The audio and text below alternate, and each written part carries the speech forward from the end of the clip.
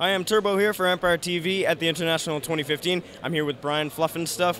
How are you doing today, man? I'm doing pretty good. So in this series right now, we got VP and Secret going on right now. Who are you rooting for in the series? I'm rooting for Secret. And you're just hoping for that EG Secret Finals, maybe, or? Yeah, but I actually like the idea of an East meets West story in the grand final. But I would be happy with either result, honestly.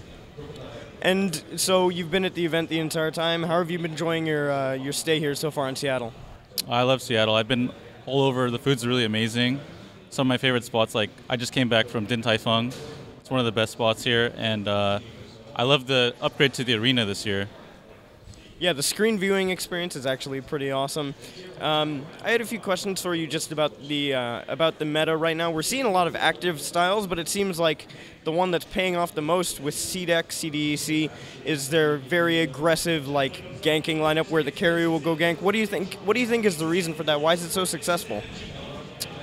It's hard to say. I actually thought the teams that would be most successful this year were the ones that were more controlled, like EG, but I think that they're just so diligent at not be. They're aggressive, but they're calculated at the same time. They're not extending themselves, and it seems like this patch, especially rewards high kill totals because of the bounty changes for team overall. And it seems like the Chinese teams seem much more calculated in that every time they go for kills, they get objectives afterwards, and that's something that a lot of teams in the West kind of lack, like your Navis or your VPs, for example.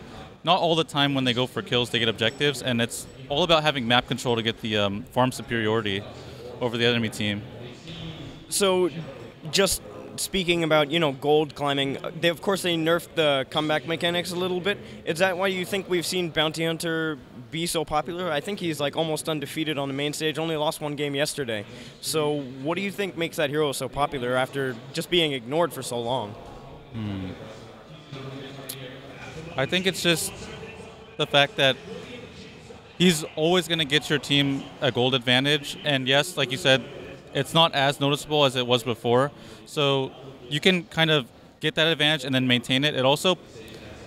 He's just really good in the laning phase. He creates a ton of pressure on the enemy. They have to play differently, and I don't know. I love the fact that Bounty's a hero that has so much utility. He can go for pretty much any items that your team needs, and I think itemization in this meta is extremely important. And just to add to that, Secret's one of the best itemizing teams in the game, so that's why I root for them.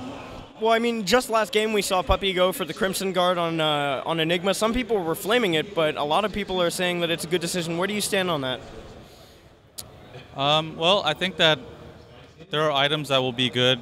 Every item is good in the right situation, and I feel like Enigma is one of those heroes that, while there's like a stock standard type of build, there are a lot of varieties that you can go for, such as the Crimson Guard, such as Greaves or Hood.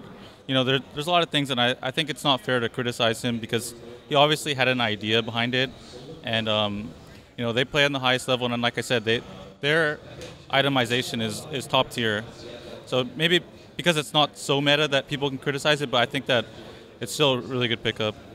All right, and are there any changes that you'd like to see? Because there will be future patches in Dota at all times.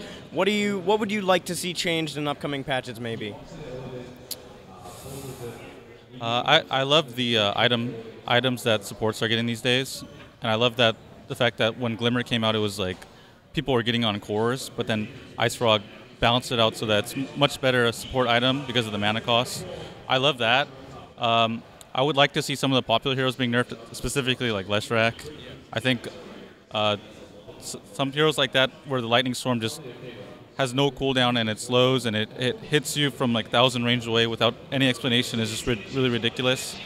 And I would like to see more supports being buffed in general, like just some stat changes, some movement speed, some armor, anything like that. Maybe some changes to Crystal Maiden? Crystal Maiden's in a pretty good spot right now, actually. And I was kind of surprised that her win rate was so high in this tournament. But yeah, I think that the new support heroes that come out, they're like all their abilities have like 2 or 3 things going on, whereas some of the older Dota 1 heroes, they have like very single use type of abilities. I'd like to see those being further improved upon, and of course more Aghanim scepters being added to the game. And just thinking about, the future, there are some heroes that still aren't allowed in Dota competitive, like Oracle and Earth Spirit. Do you think those heroes are ready, or do you think they need changes?